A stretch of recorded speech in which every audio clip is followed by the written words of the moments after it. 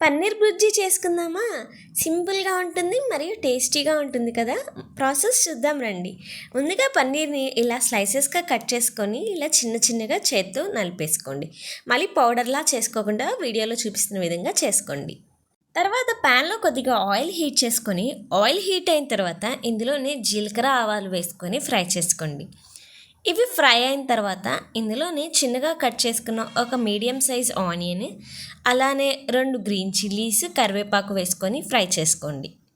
Onions light golden brown colour వచ్చే ముందే ఇందులో ఒక పెద్ద టమోటా కూడా యాడ్ చేసుకోండి.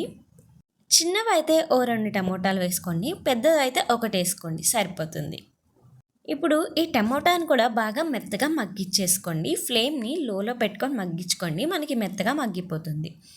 టమాటా మగ్గిన తర్వాత ఇందులోనే అల్లం వెల్లుల్లి పేస్ట్ కూడా వేసుకొని ఫ్రై చేసుకోండి.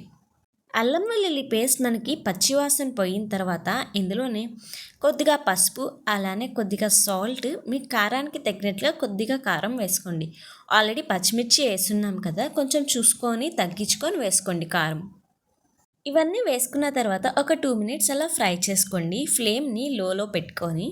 తర్వాత ఇందులోనే మనం రెడీ చేసి పెట్టుకున్న పన్నీర్ని కూడా వేసేసుకోండి. ఇదంతా బాగా కలిసేలా కలుపుకోండి.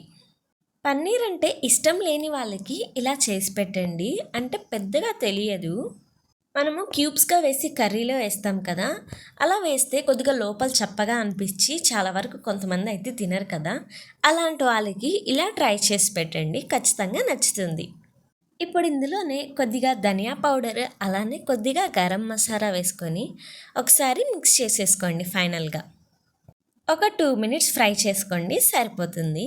ఇంకా ఫైనల్గా ఇందులో కొత్తిమీర వేసుకొని స్టవ్ ఆఫ్ చేసుకోండి. అంతే అండి, మనకి పన్నీర్ బుర్జీ రెడీ అయిపోతుంది.